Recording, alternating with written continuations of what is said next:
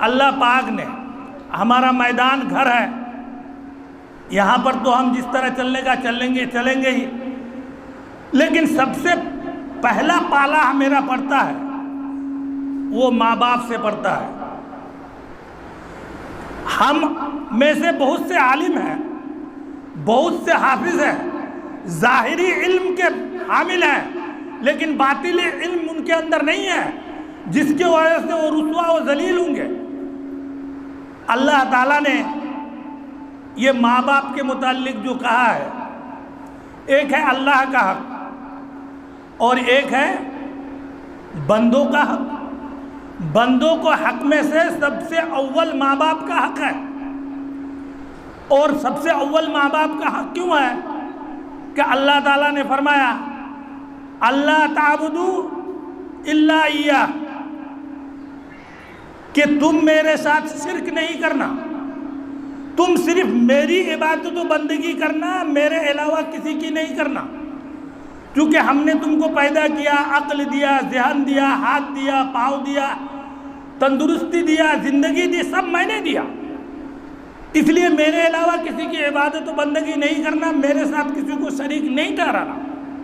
اپنے حق کے ساتھ ساتھ اللہ تعالیٰ فرمایا وَبِالْوَالِدَيْنِ إِحْسَانًا، لیکن سنو، میرے حق کے بعد دوسرا حق تمہارے ماں باپ کی ہے، وَبِالْوَالِدَيْنِ إِحْسَانًا، ماں باپ کے ساتھ حسن سلوک کرنا۔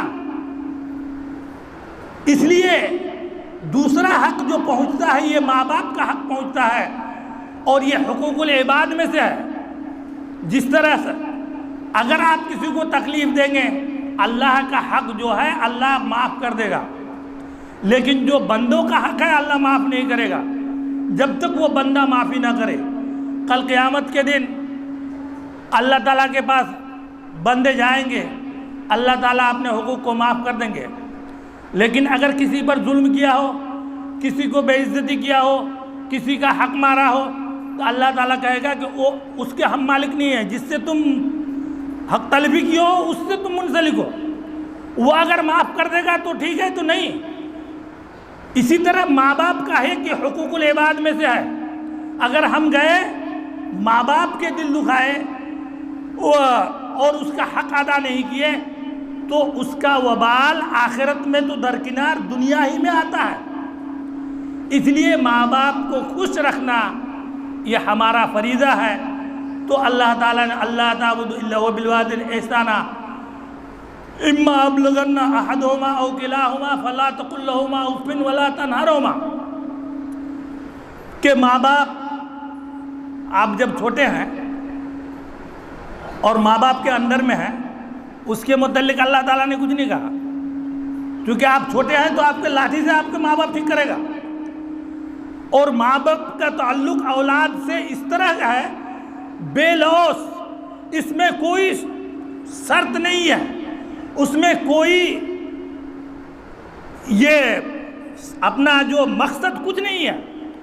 ماں باپ، ہر ایک ماں باپ چاہتا ہے کہ میری اولاد ہم سے زیادہ اچھا ہو، اس سے بدلے کی کوئی خواہش نہیں ہوتی ہے کہ میرا بچہ یہ کرے مجھے بدلہ دے، یہ سب کچھ نہیں۔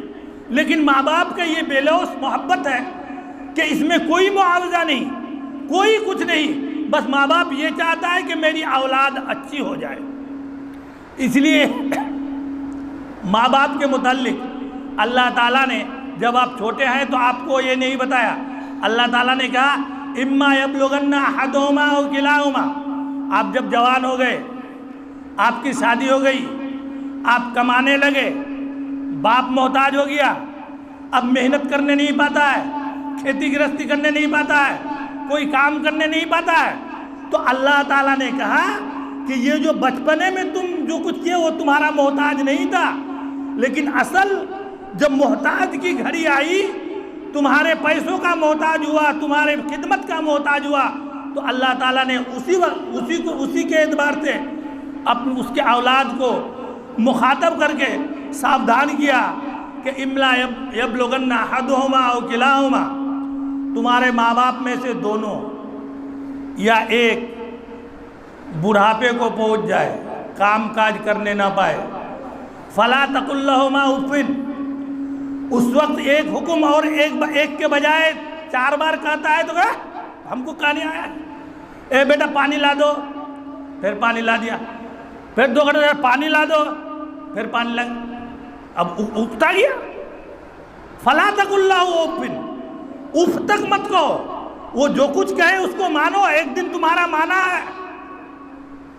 ولا تنہرہما، اونچی آواز سے بات نہ کرو، جواب نہ دو۔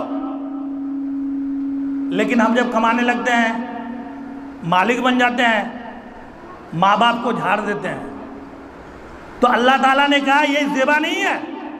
ولا تنہرہما، اس کو مت جھڑکو، وقل لہما قولا کریما، اس کو نرمی سے بات چیت کرو، اس کی دل شکنی نہ ہو، اس کی دل کی تکلیف نہ ہو کہ ہم نے اس کو پڑھایا لکھایا، پوری زندگی اس کے پیچھے لگا دیا، آج بڑا ہوا ہے تو ہمیں دھمکی دے رہا ہے۔ وَاخْفِضْ لَهُمَا جَنَاحَ الذُّلِّ مِنَ الرَّحْمَةِ وَقُلْ رَبِّ ارْحَمْهُمَا كَمَا رَبَّيَانِي صَغِيرًا۔ اس کے بعد اللہ تعالیٰ نے کہا کہ اس کو تم نرمی سے بات کرو اور اپنا بازو اس کے لیے بچھائے رکھو، جو حکم دے اس کو مانو کہ اس کو تکلیف نہ ہو۔ اور جب وہ انتقال کر جائے تو اللہ تعالیٰ نے کہا کہ اے اولادو، تمہاری ذمہ داری ختم نہیں ہوئی، ماں باپ کا حق ادا نہیں ہوا۔ جب وہ مر جائے، جب تک تم زندہ رہو اس کے لیے یہ دعا کرتے رہو، وَقُلْ رَبِّ ارْحَمْهُمَا كَمَا رَبَّيَانِي صَغِيرًا۔ اے اللہ، جس کو ہمیں دودھ پینے کی حالت میں ہم پر میری ماں باپ نے رحم و کرم کیا ہے، میرے وجہ سے اپنا نیند حرام کیا، اپنا آرام حرام کیا، کھانا حرام کیا، ہمیں بے چینی تو اس کو بے چینی، ہمیں درد تو اس کو درد، ہمیں بیداری اس کو بیداری، جس طرح اس حال میں ہمارے اوپر رحم و کرم کا معاملہ کیا ہے، اے اللہ قبر میں تو اسی طرح رحم و کرم کا معاملہ کر۔ اللہ تعالیٰ نے کسی کو دعا کرنے کے لیے سکھایا نہیں، لیکن ماں باپ کے دعا کرنے کے لیے طریقہ بتایا کہ تم کن الفاظ سے دعا کرو گے۔ تو اللہ تعالیٰ نے اس کے لیے کہا رب ارحمہما کما ربیانی صغیرا، اے اللہ تم ان پر جس طرح بچپنے میں ہمارے ساتھ رحم و کرم کا معاملہ کیا ہے، اسی طرح تو قبر میں اس کے ساتھ رحم و کرم کا معاملہ فرما۔ اور یہ کب تک فرما؟ جب تک تم بحیات ہو، یہ دعا تمہارے ذمہ ہے کہ اس کے لیے رحم کرم کی دعا کرتے رہو۔ اس لیے میرے بھائیوں بزرگوں دوستوں، ہم حافظ بن جائیں، ہم عالم بن جائیں، ہماری ذمہ داری اور بڑھ جاتی ہے۔ ایک موٹر سائیکل کا ڈرائیور ہے، اس کی ذمہ داری کتنا ہے؟ جو بیٹھا ہے 1 یا 2 آدمی کا۔ ایک ٹیکسی کا ڈرائیور ہے، اس کو 6 آدمی کا۔ بس کا ڈرائیور ہے، اس کا 60 آدمی کا۔ ٹرین کا ڈرائیور ہے، ہزاروں آدمی کا۔ آدمی جس طرح تعلیمی میدان میں اوپر بڑھے گا، اس کی ذمہ داری بڑھتی جاتی ہے، اور جب تک وہ اوپر نہیں بڑھتا ہے اس کی ذمہ داری گھٹی ہوئی ایک متعین حد تک رہتی ہے۔ لیکن جب وہ عالم بن جاتا ہے، حافظ بن جاتا ہے، تو اس کی ذمہ داری بڑھ جاتی ہے۔ اس لیے نبی کریم صلی اللہ علیہ وسلم نے فرمایا موت العالم موت العالم، ایک عالم کی موت، ایک علاقے کی موت۔ علاقے کی موت کب ہوگی؟ جب علاقے والے کے متعلق آپ سوچ و فکر کریں گے کہ یہ اللہ سے کس طرح جڑ جائے، صحیح راستے پہ کس طرح آ جائے، یہ فکر ہوگی تب تو اس کی موت ہوگی۔ آپ اگر اپنے ہی سوچتے ہیں، علاقے کو نہیں سوچتے ہیں، تو اس میں عالم کی کیا موت ہے، دنیا کی کیا موت ہے؟ اس لیے میرے بھائیوں بزرگوں دوستوں، میں مبارکباد دیتا ہوں کہ اللہ آپ لوگوں کو دنیا و آخرت میں سرخرو فرمائے، باعزت فرمائے، دنیا و آخرت میں آپ لوگوں کو سربلندی فرمائے، اور دنیاوی دولت آخرت اخروی دولت سے مالا مال فرمائے۔ لیکن میرے بھائیوں بزرگوں دوستوں، اس کے ساتھ ساتھ یہ جو ہمارا میدانی پہلو ہے، عملی میدان ہے، گھر ہو یا یہاں سے نکلنے کے بعد جو جگہ ہو، اس جگہ میں ہم اپنی ذمہ داریوں کو، اپنے فریضوں کو اپناتے رہیں۔ نبی کریم صلی اللہ علیہ وسلم نے، اس لیے میرے بھائیوں بزرگوں دوستوں، ہم لوگوں کی ذمہ داری یہ عالم ہو یا حافظ ہو بڑھ جاتی ہے، اور خاص طور پر ماں باپ اس کی ذمہ داری سب سے پہلے آتی ہے، اس لیے کہ ماں باپ کے وسیلے میں ہم دنیا میں آئے۔ اس لیے اللہ تعالیٰ نے اپنے حق کے بعد ماں باپ کے حق کو بتایا۔ اللہ پیدا کرنے والا ہے، لیکن واسطہ کون ہے؟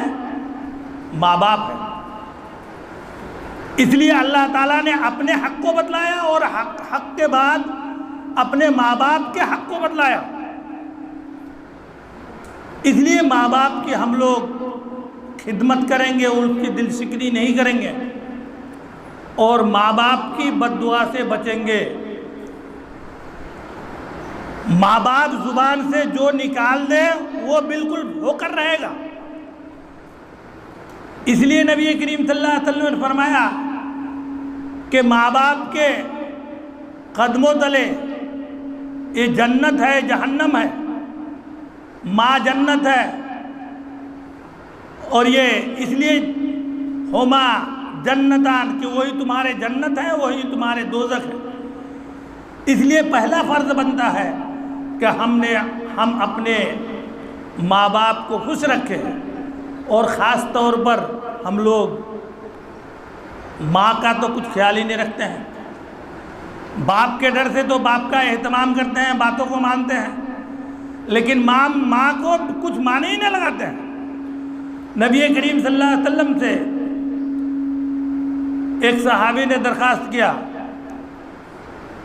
من احق بحسن صحابتی، ہمارے اچھے برتاؤ، حسن سلوک کا سب سے زیادہ حقدار دنیا میں کون ہے جس کے ساتھ ہم اچھا برتاؤ کریں؟ تو نبی کریم صلی اللہ علیہ وسلم نے فرمایا امو کا، دنیا میں سب سے زیادہ اچھے برتاؤ کا حق تمہاری ماں ہے۔ تو اس صحابی نے کہا کہ اس کے بعد کون ہے؟ تو نبی کریم صلی اللہ علیہ وسلم نے فرمایا کہ تمہاری ماں ہے۔ پھر نبی کریم صلی اللہ علیہ وسلم سے صحابہ نے پوچھا اس کے بعد کون ہے؟ پھر نبی کریم صلی اللہ علیہ وسلم نے فرمایا تمہاری ماں ہے۔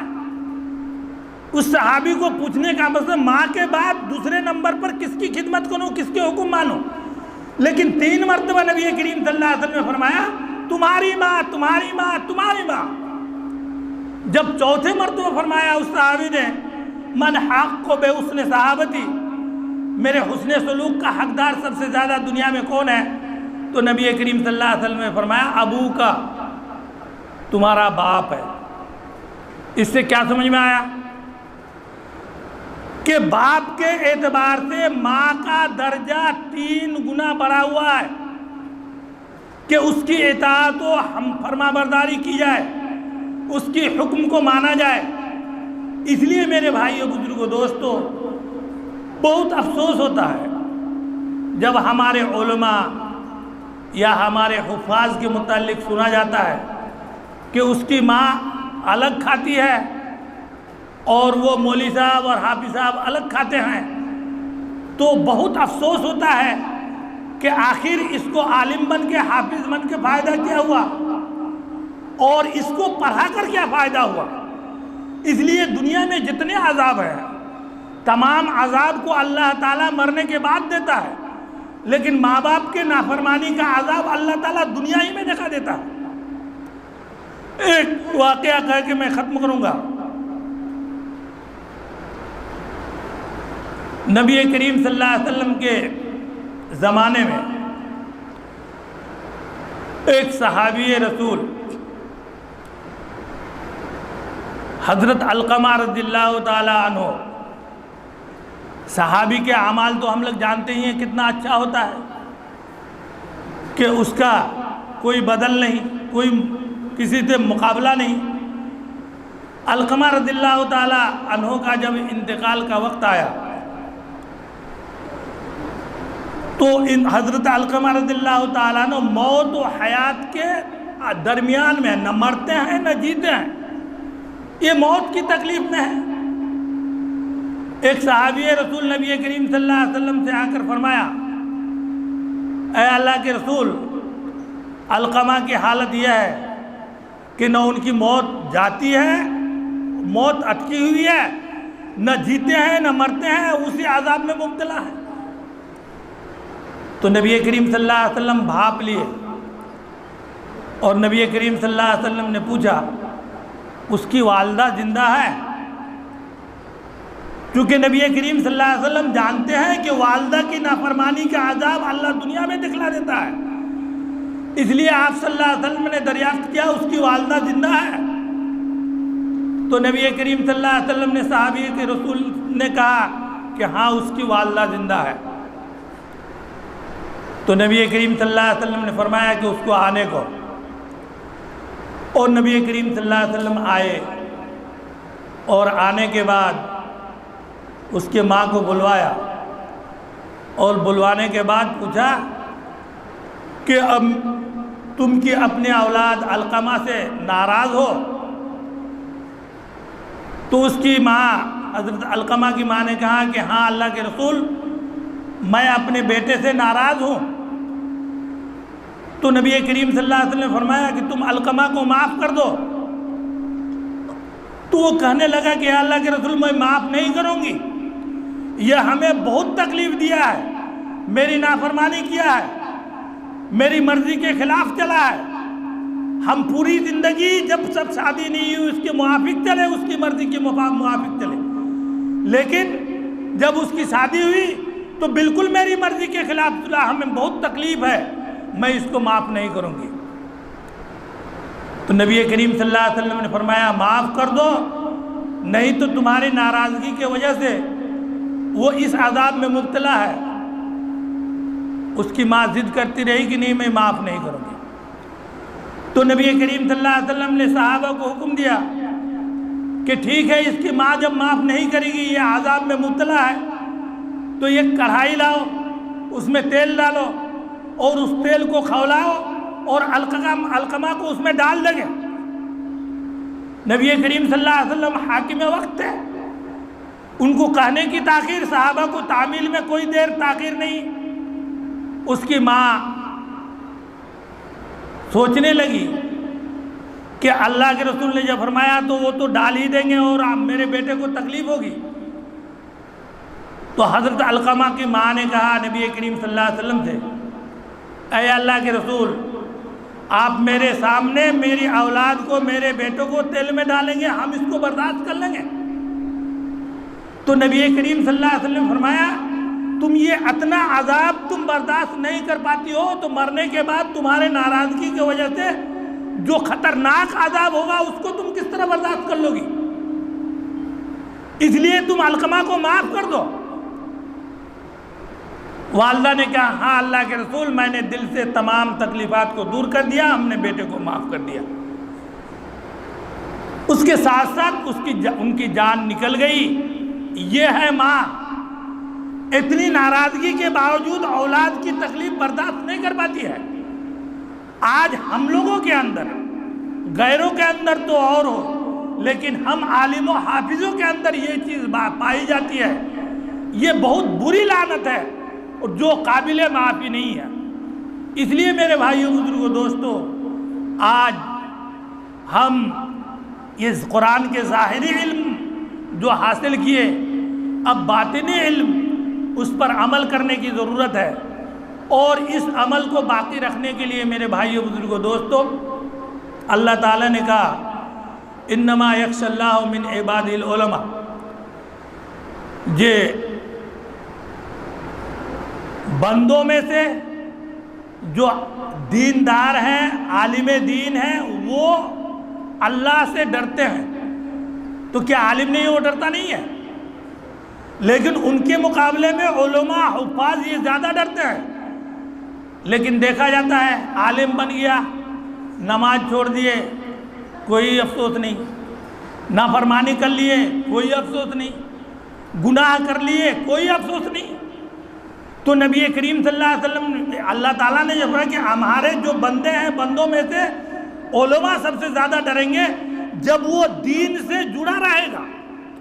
ہم یہاں سے گئے، قرآن چھوڑ دیے، مطالعہ چھوڑ دیے، دینی کتابوں کو پڑھنا چھوڑ دیے، دل میں زنگ پڑ جائے گا۔ اور اگر ہم کتابوں کو مطالعہ میں رکھیں، قرآن کی تلاوت کو مطالعہ میں رکھیں، اللہ تعالیٰ پڑھنے سے تبدیلی آئے گی، روحانی ترقی پیدا ہوگی۔ اس لیے ہم لوگوں کو صرف یہ سیکھنا، سکھانا، تلاوت کرنا، پڑھنا صرف مدرسے تک محدود نہیں رہنا چاہیے، بلکہ ہم جہاں بھی رہیں، جس جگہ رہیں، کم سے کم ہمارا تلاوت قرآن ہونا چاہیے۔ اور اس کے ساتھ ساتھ ہم لوگوں کو کتابوں کا مطالعہ رہنا چاہیے۔ یہ اگر نہیں رہے گا تو پھر اللہ نے جو فرمایا انما یخشی اللہ من عبادہ العلماء، کہ ہمارے دیندار پڑھے لکھے ہی ہم سے خوف کرتے ہیں، اس کا الٹا ہو جائے گا۔ اس لیے کہ آدمی عالم بن گیا، گناہ کر رہا ہے، لیکن جب وہ حدیثوں کو پڑھے گا، قرآن کی آیتوں کو پڑھے گا، اس کے عذاب و وعید کو دیکھے گا، اللہ اس کے اندر دل کو دھکا دے گا، وہ آئندہ کرنے سے باز آ جائے گا۔ لیکن وہ اگر کتاب پڑھنا ہی چھوڑ دے، تلاوت ہی چھوڑ دے، تو پھر جاہل اور عالم کے اندر کوئی فرق نہیں رہے گا۔ اس لیے میرے بھائیوں، بزرگوں، دوستوں، ہم لوگوں کو اللہ تعالیٰ نے جس طرح ظاہری علم سے نوازا ہے، اسی طرح باطنی علم پر عمل کرنے کی ہم لوگوں کو جد و جہد، محنت کرتی رہنی ہے، چاہے یہاں رہیں یا کہیں بھی رہیں۔ اور خاص طور پر اس علم کو مٹانے والا دو چیز ہوتا ہے، ایک تو ہمارا موبائل، جو موبائل لے لیا وہ تو برباد ہو گیا، اس کا دنیا بھی جہنم بن گیا، آخرت بھی جہنم بن گیا۔ اور دوسری چیز غلط ساتھی، جس کا دوست غلط بن گیا، وہ بالکل تباہ و برباد ہو گیا۔ اس لیے نبی کریم صلی اللہ علیہ وسلم نے فرمایا کہ تمہارا دوست وہ ہو جو تم میں سب سے بہتر ہو۔ اس لیے ان دونوں چیزوں سے ہم لوگوں کو خاص طور پر بچنا چاہیے، ورنہ ہمارا وقت، ہمارا علم سب فالتو، نقارت اور بیکار ہو جائے گا۔ اللہ تعالی ہم سب کو سننے سے زیادہ عمل کی توفیق عطا فرمائے، اور اسی عمل پر تا قیامت مرتے وقت تک باقی رکھے۔ اللہم آمین۔